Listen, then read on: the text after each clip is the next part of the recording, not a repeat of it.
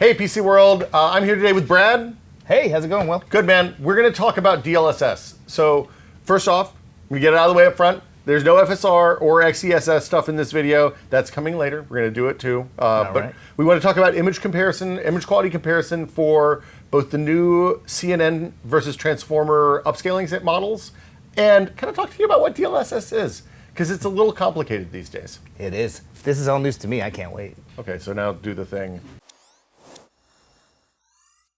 Okay, so I guess we should start. In the old days, DLSS was just super sampling. It stood for deep learning super sampling. It started with the 20 series NVIDIA cards, and they used basically tensor cores on the GPU to make your pictures, to render your game at a low resolution and show it to you at a big resolution. Yes, sir.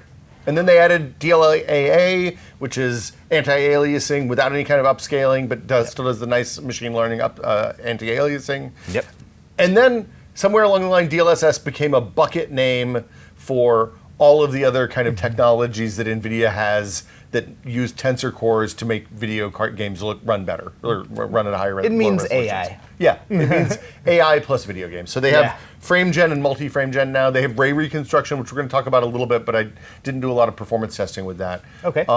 And like the main thing here is I wanted to kind of like do a deep dive on image quality and see what you actually lose when you run DLSS to upsample your games, to upscale your games. Excellent. So let's just get to it. Yeah, let's go. The thing that I used to test was Cyberpunk, because it has a fixed loop.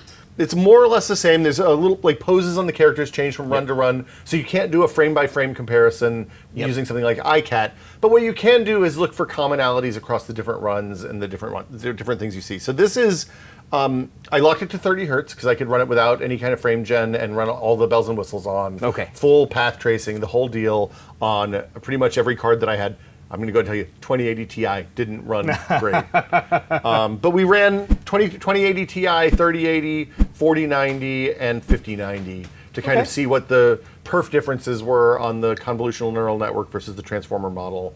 Yep. And then also I wanted to look at the image quality. Okay, so the first thing I want you to look at is that bottle right there. It's got a red box around it. And this is the no DLSS, nothing. This is just native render, all real pixels, no fake pixels, no fake frames. Artesian pixels. And you notice it has a little bit of a transparency thing going on, even on this version, even when you're getting close. And it has to do, I think, with the lighting and the smoke and all the different things that are going on in this bar. Yeah, you can see it right there. Yeah, but it has a little bit of artifacting on the transparent bits of the bottle. The label looks fine. Now, this is one of the more egregious things that I saw. And I'm going to load up a view that lets us see a bunch of different quality settings for DLSS right now. And this is running at a little bit lower frame rate, but you'll note, Oh, wow. see, it just disappears on some of these different modes. And there's not a clear winner. So we have DLAA for convolutional and DLAA for transformer model. The transformer model is the newer AI model for the upscaling. Yep. But it has kind of slightly different artifacts in different places in the timeline on each one. Yeah. Both of the DLLA ones disappear. Yeah, it's weird, right? Yeah. And then the same thing happens on the convolutional one as well, and it's the same kind of, on the quality setting, which does have a little bit of upscaling, not just the AA.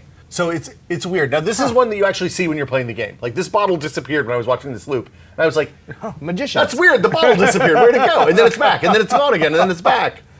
But again, this is slowed down to 25%, so it's still going by real fast. Yep. The next thing I want to show you is from the kind of mesh wall.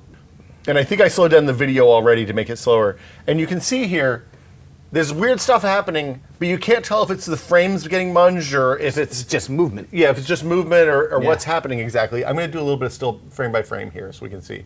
And just so folks know, the leftmost image is no DLSS. This is a crop in on the top left quadrant of the screen. The left one is no DLSS. The second one is DLAA convolutional. The third one is DLAA transformer, and then it's quality convolutional and quality transformer. And you see, like on the native render over on the left side, the grid is square. It's all black. Yep. You don't see anything. On each of the others, there's light and dark spots on the grid where it gets confused about the lighting and the background items behind the image. Yeah, several of them have this new yellow bit inserted too. Yeah, it's like there's stripes here on the DLAA transformer one. It's weird. Yeah. But again, it's like 25 frames of video on on it's like 1 second of video. It goes by so fast. When you have it running full speed, you don't see any of it. It's all just gone. And this is on the zoom in even, with the box around you to show you where the problem is. So this is, again, the same 5 videos synced up. Okay. And it's a different place with the same kind of mesh. You see it again. This is the more zoomed out version, so you can see what's actually going on. Yep. It's still visible, like where the yellow line cuts through the mesh, you see yellow artifacts. But it's not the kind of thing I could see until I slowed down the video at all. Even though I was looking for it, and I watched this video like 100,000 times. I've spent a lot of time staring at this video. I'm glad you say that, because that's actually my critique of a lot of DLSS video comparisons. It's, you spend your whole time pixel peeping like this, but when you see it in motion, it just looks like how it's supposed to look. Yeah, your brain doesn't pick up. I mean, there's a spectrum of human perception, and there's somebody out there in the top 1% of human of able to detect individual frames that will absolutely be able to see this. But for the vast majority of us, totally fine. Yeah. Now I want to show you this next one. This is one of my faves. Okay, so I want you to watch these palm trees, and this is from the end of the benchmark loop. And watch the one that's on the leftmost side of the frame. Watch, it's this one right here. It's kind of the one that the whole camera pivots around. Yep. And do you see stuff happening in there? See it like there's things that happen inside the fronds. Yep. As you approach the turn before it cuts in front of that other tree. Yep. These are real pixels. This is no upsampling, no AI, no frame gen, nothing. So it just happens. This is just an LOD change where it's loading a different LOD for the palm fronds. Yep. And this is just video games, right? Yeah. This is just a thing that happens in video games, and it looks like an artifact. Now, when I do it when I run this with the other settings, the DLSS and DLAA, so this is the same 5. It's the DLAA, and I ran these for the lower quality DLSS options as well. Yep. The artifacts are the same. Right. The exact same? They're not exactly the same. Pretty They're close. in the same places and they happen in the same way. Yep. And it's just the extent and the amount of noise in the image. But generally speaking, it does a pretty good job upscaling from like everything but the ultra performance setting. Yeah. So it's not the kind of thing you'll see on YouTube. That's fascinating, because this is the kind of thing you would see sometimes people use as examples of, this is messing it up, but this is because it's just what the game is. This is just video games. Yeah. This is literally, there's a higher resolution asset for when you're up close and a lower resolution when you're far away. And there's probably like 5 different levels of that are generated automatically and put in the game. It's why games are 100 gigs now. So I thought this was really interesting because I saw this when I was watching the end of the loop, and I was like, "Oh man, this is a good one, Perfect." And then I went back and looked at the Real Pixels run, and I was like, "Oh, I think it illustrates like the point that like this technology works with what it's given. yeah." So if it garbage in, garbage out. But not that this is garbage. Yeah, no, but it's pretty good, and it actually hides some of the crimes on other different kinds of rendering issues. So the last thing I want to show you is some ray reconstruction stuff, and this I thought was really fun. So this is Spider-Man 2, and I loaded up a sequence that starts when Miles Morales approaches. I think this is Mysterio, and he's talking. And these people look great. They're really nice, high-quality people. The lip flap's good. There's cool animations on the character. It's a lovely scene. Yeah. 100% real pixels with all the bells and whistles turned up on a 59. Okay. This game looks beautiful. It looks like the movie. It looks really good. You get the cell-shaded one, so it looks like the Spider-Verse, right? It's cool. Okay, so this is the ray reconstruction, and this is the new Transformer model one. Okay. So this is the newer, better outcome, and I want you to specifically look at Mysterio's face here. Oh, you can see it. Yeah. It's just not able to. So the ray reconstruction, what it does is it uses, instead of using a bunch of denoising algorithms on the relatively sparse number of rays that they bounce around to get, That's gnarly. to get like light to reflect appropriately. Yep. They use AI to do that, and this one, generally speaking, it's okay on the other two characters. It's a little bit noisy right at the start, but then as the rays start to fill in, then the AI picks up the slack and it works out. Yep. But Mysterio's a nightmare all the way through. I don't understand what's going on here exactly, but it's rough. I didn't realize Mysterio got leprosy or whatever that is. It's not good. No. So then this is the convolutional neural network, the old way of doing it, and it's noisy on both of the female their characters faces. as well. Yeah, especially see, she looks down and she gets in the shadow, and it doesn't know what to do with it, and then it clears up, and then it doesn't know what to do with it, and then it clears up, and then it doesn't know what to do with it, and it clears up. Mysterio is cool on this one. He freaks out. There at he parts. goes. No, he freaks out at parts. Yeah. So like the ray reconstruction, I saw a lot of this. I saw a lot of it in Indiana Jones. I saw a lot of it in Spider-Man. Now, at the time I recorded these videos, these were still relatively new games. Yep. So it may be that there's kinks to work out or whatever. And generally speaking, in Spider-Man, the normal video game stuff, you were fine, right? You're swinging around town, everything looks great. I had a couple of weird glitches when like the sun was going down and things like that.